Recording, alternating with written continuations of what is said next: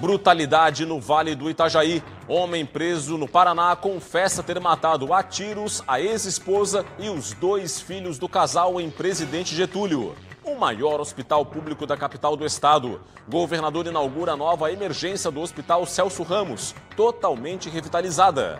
Eleições 2024. Candidato Marquito do PSOL é o 4º entrevistado na série especial com os candidatos a prefeito de Florianópolis. O presidente do STF e do CNJ em Santa Catarina. Ministro Luiz Roberto Barroso cumpre agenda na capital catarinense, que incluiu palestra com estudantes de escola pública. Futebol. Veja tudo sobre a rodada do fim de semana das séries A e B do Campeonato Brasileiro.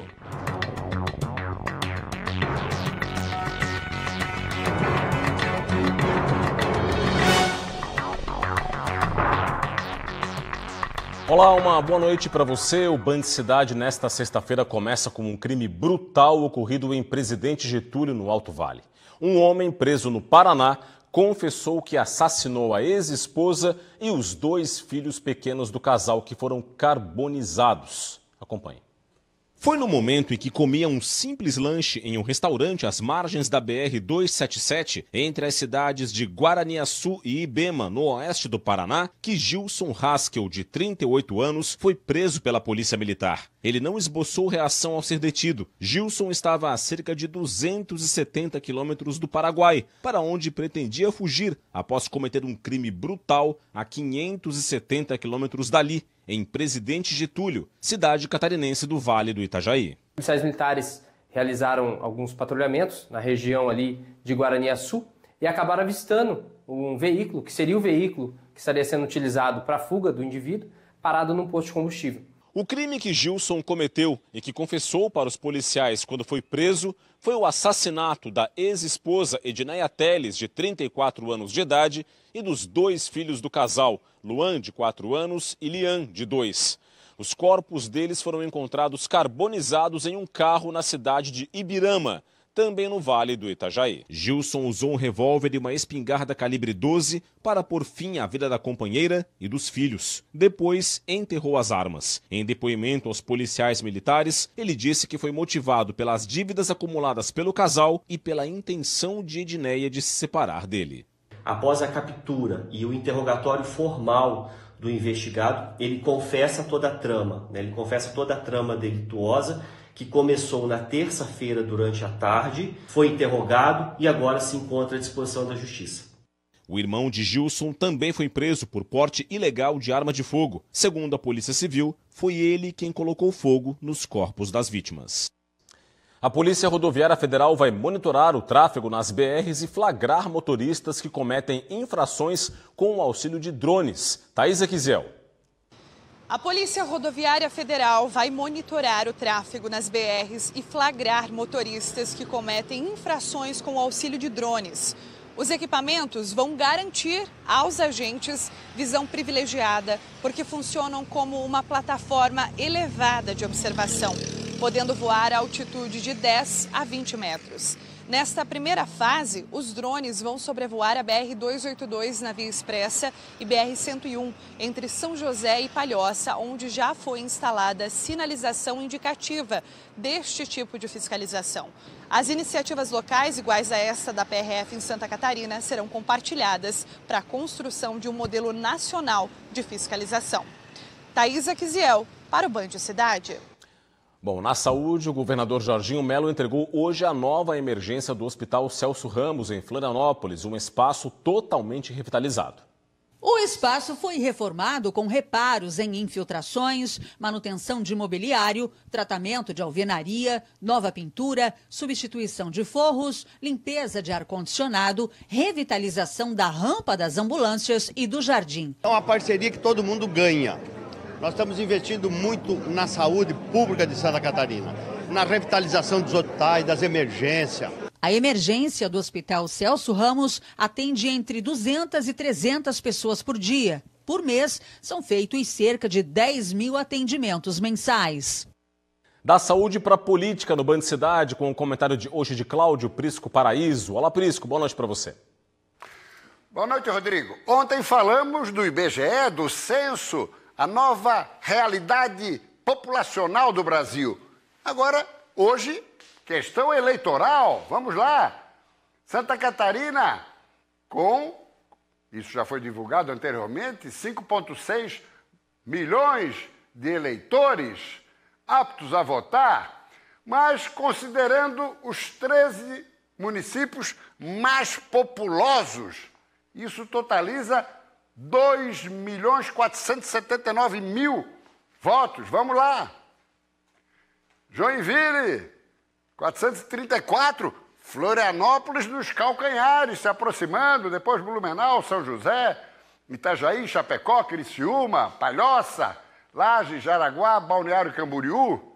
Esses três, todos esses nos 3 dígitos. E os últimos, Brusque e Tubarão. Isso representa quase 44% do eleitorado total de Santa Catarina, esses 13 municípios. Quase 44%. Vamos lá? E aí é o panorama nacional. Registrando ainda, Santa Catarina tem muitos pequenos e médios municípios, mas esses aqui é que vão dar o direcionamento para 2026. E Santa Catarina, assim como ontem, estávamos no 10º lugar na população, diante da realidade nacional, também no eleitorado nós ficamos em 10º. E com um detalhe, Rio Grande do Sul aqui está com mais eleitor apto do que o Paraná. Só que ontem o Paraná tinha um pouco mais de população. Qual a explicação para isso? Muitos paranaenses abaixo dos 16 anos. É isso, Rodrigo. É com você. Obrigado, Prisco. Bom fim de semana. E a seguir a gente segue com as eleições 2024 aqui no Band Cidade. Confira a 4ª entrevista da série com os candidatos a prefeito de Florianópolis. O candidato de hoje, convidado, é Marquito, do PSOL. Até já.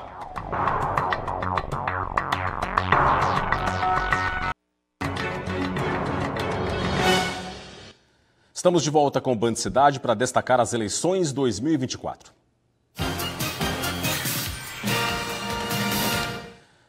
Hoje você confere a 4ª entrevista com os candidatos a prefeito de Florianópolis aqui no Band Cidade. Eu lembro que cada entrevista vai ter então 12 minutos de duração, sendo o último minuto destinado às considerações finais.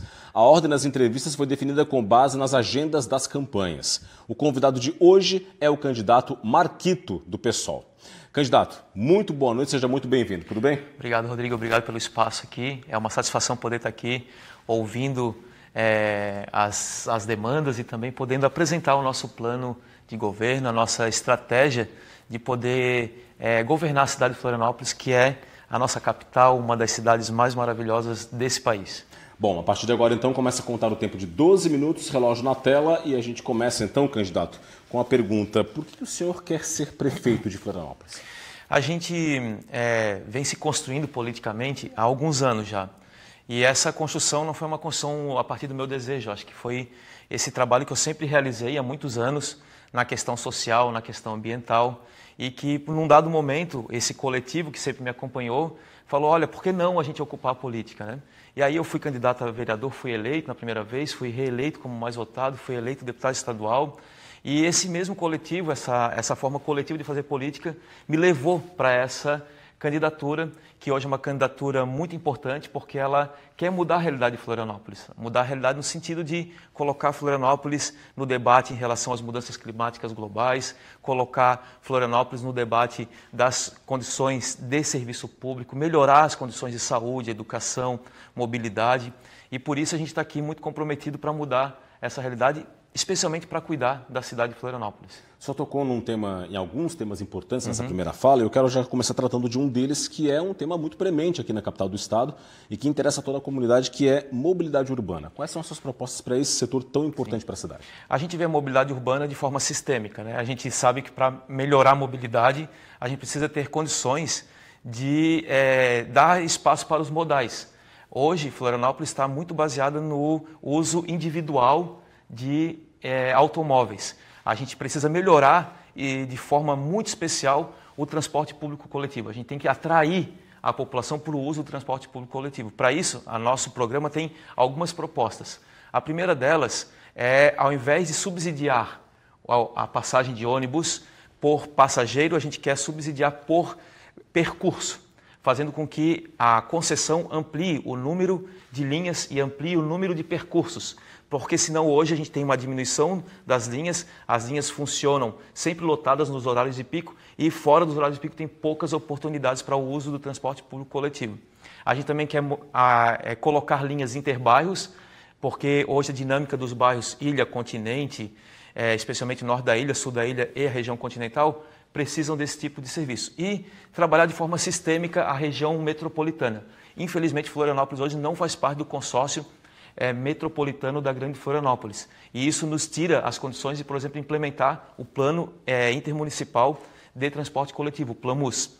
E a gente não avançou em nada até hoje em relação às vias exclusivas para transporte coletivo, ou para ônibus, né? Os corredores de ônibus são necessários e urgentes. Essas são as nossas estratégias. Bom, candidato, mudando de assunto, saindo da mobilidade urbana, vamos falar um pouquinho de educação. Quais são as suas ideias para a educação? A gente tem uma concepção de que a escola no bairro, ela é o coração da cidade, ela é o coração daquela região, daquele território, daquele bairro. Hoje, a gente precisa ampliar de forma significativa o número de professores. Os últimos anos, eles têm não feito concurso ou feito concurso e não chamado professores efetivos, ampliou de forma significativa o número de professores temporários, estabeleceu o problema de não ter formação continuada dos professores. Então, a nossa proposta é convocar os aprovados no concurso, reestabelecer a parceria com as universidades para a formação continuada dos educadores e abrir as escolas em parceria com a Federação de Cultura, com a Fundação Municipal de Cultura Franklin Cascais, com a Fundação Municipal de Esportes, em conjunto com as universidades, para melhorar as condições e ampliar o serviço de qualidade da escola nos territórios. Bom, candidato, agora na área da saúde, que é uma outra área que impacta muito a sociedade, o que está previsto no seu plano de governo? A gente pretende reestabelecer o programa Saúde da Família, fazendo atenção primária em saúde, a prevenção, todo o trabalho de ir até o cidadão, a cidadã, ao invés de fazer o que está acontecendo hoje. Em Florianópolis, nós temos um problema central, que é a volta das filas nos postos de saúde. Nós não tínhamos isso há alguns anos. Nós tínhamos diminuído essa problemática. Nós acabamos, basicamente, com as agentes comunitárias de saúde, que era aquela pessoa que ia até a casa da pessoa, fazer um atendimento preventivo, fazer um atendimento de marcação de consultas, garantir com que a população tenha esse atendimento com qualidade. Nós temos hoje a ausência em Florianópolis, a atual gestão preferiu instalar um sistema de marcação de consultas e um sistema de monitoramento dos atendimentos privado, ao invés de usar um sistema público, que é o ESUS, um sistema gratuito, prefere pagar um sistema privado que precisa lá o atendente ter que ter um sistema, o ESUS aberto, e ter que conferir com o sistema privado, dando vários problemas de marcação de consulta, trazendo vários problemas de falta de sincronia com o sistema federal e o sistema estadual. Nós pretendemos reestabelecer o sistema público, o ESUS, como mecanismo de instrumento de marcação de consultas e acompanhamento e monitoramento das atividades. Então, o programa Saúde da Família, contratar novos médicos e estabelecer equipes multidisciplinares é a primeira ação. Mas a gente quer ampliar isso, a gente quer dar um passo, que é fazer com que o centro de saúde seja um espaço também de práticas integrativas e complementares de saúde, na promoção da saúde. Quando a gente abandona a promoção de saúde, quando a gente abandona o programa Saúde da Família, essa visão mais sistêmica, acontece que o atendimento lá na ponta ele se agrava. As pessoas só vão buscar o posto de saúde ou o centro de saúde quando elas estão num momento mais grave. E esse trabalho preventivo, ele é fundamental, mas para isso tem que ter chamamento do concurso público, reinstalar o programa Saúde da Família, contratar e reestabelecer a rede de atenção através das agentes comunitárias de saúde. Candidato, a gente sabe que Florianópolis tem quase toda a sua extensão territorial dentro de uma ilha. Como é que o senhor vê a questão do meio ambiente e do crescimento sustentável? Quais são as suas propostas? Olha, essa é um dos principais temas do nosso plano de governo. O nosso plano de governo ele foi construído através de 17 plenárias. A gente consultou mais de 2.000 pessoas nesse processo.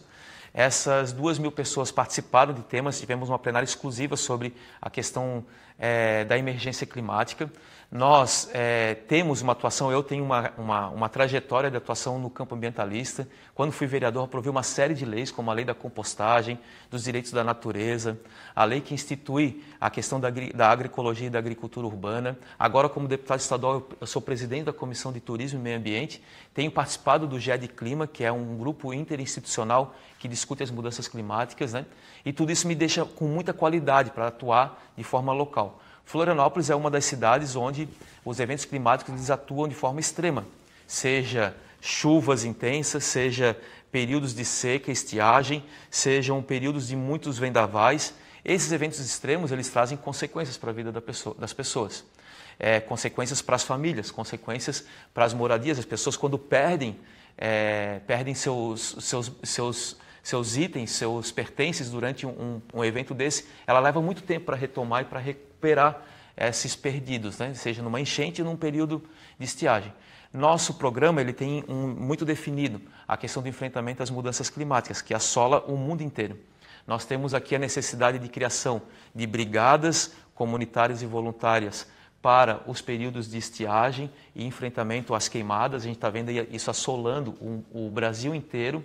A gente não é diferente. Em 2020 nós tivemos uma seca muito forte em Florianópolis, comprometeu o manancial de água que é a Lagoa do Peri, que abastece quase 1/3 da população da ilha de Santa Catarina, e nós não temos nenhum plano de mitigação ou um plano de contingenciamento para isso. A gente pretende instalar uma Secretaria de Defesa Civil e Mudanças Climáticas para construir um plano estratégico para os períodos de estiagem e para os períodos também de cheias. A gente precisa estabelecer critérios para que a gente saiba conviver com esse tipo de evento.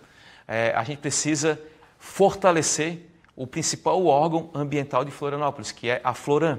A Floram ela foi criada no governo Grando, a Floram foi um instrumento fundamental. Hoje nós temos quase 25% do território de unidades de conservação municipal que precisam ser protegidas, atendidas e acompanhadas.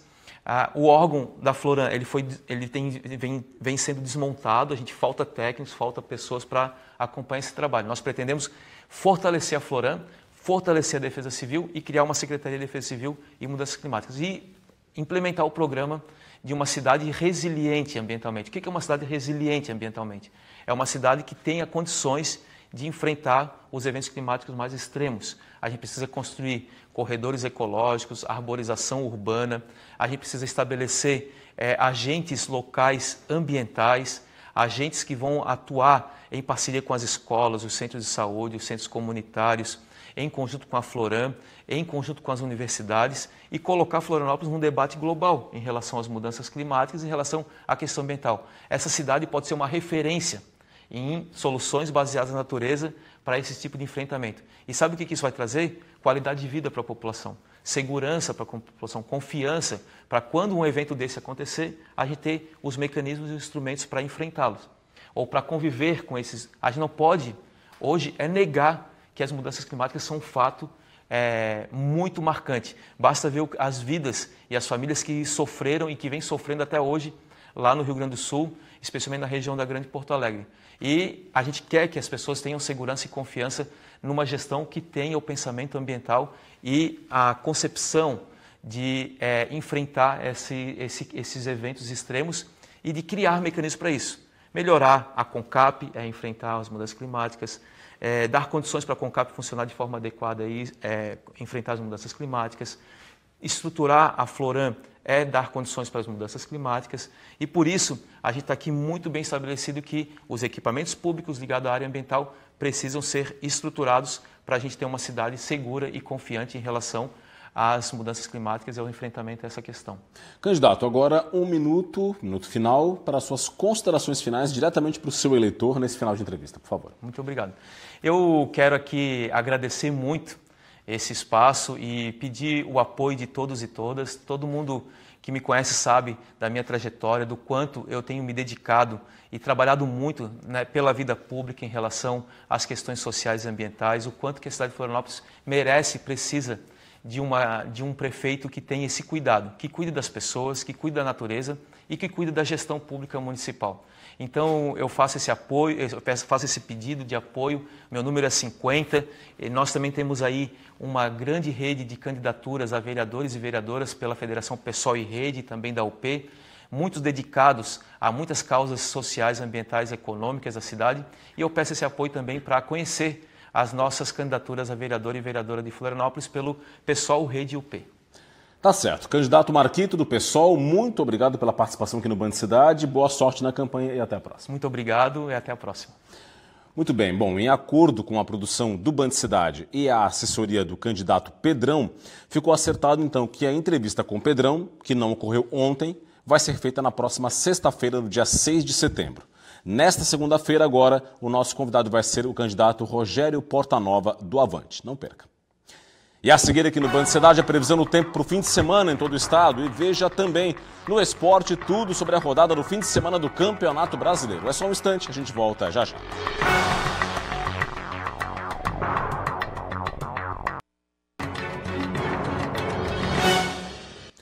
Estamos de volta com o Band Cidade e agora é a previsão do tempo que pede passagem.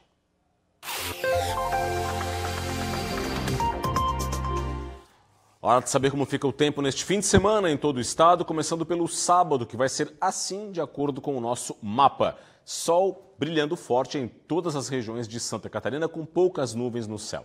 Temperaturas vão estar elevadas, vamos conferir aqui, mínimas e máximas na tela para você. Florianópolis, mínima de 15 e máxima de 20 graus. Joinville, variação entre 14 e 23. Em Blumenau, mínima de 14 e máxima de 23 graus também.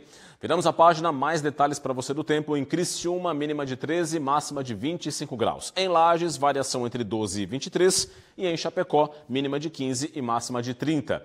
No domingo tem alterações. O dia vai ser de nebulosidade variável e algumas aberturas de sol em Santa Catarina. O deslocamento de uma frente fria de fraca intensidade traz aí uma condição para chuva fraca e isolada, especialmente para o Planalto Sul, Litoral Sul e para a Grande Florianópolis. As temperaturas vão estar mais elevadas na Grande Florianópolis e também no norte do estado catarinense e diminuindo no decorrer do dia em todo o estado aí com a chegada de uma nova massa de ar frio. Vamos conferir?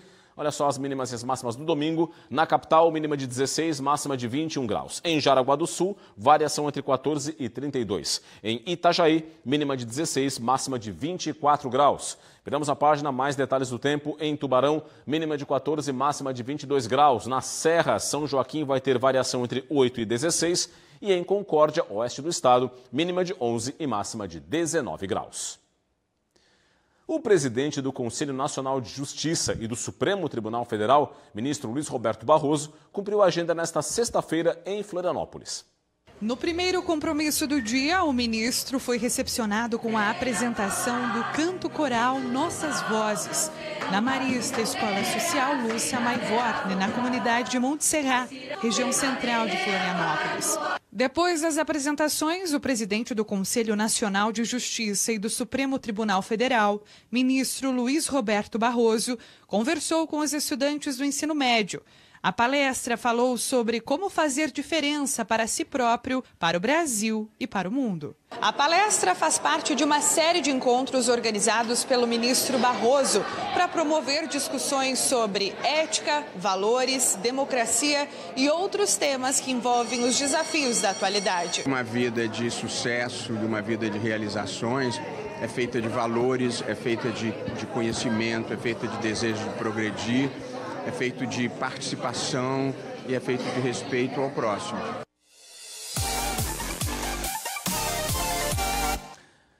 Pela Série A do Brasileiro, o Criciúma tem duelo neste fim de semana contra o Cuiabá fora de casa.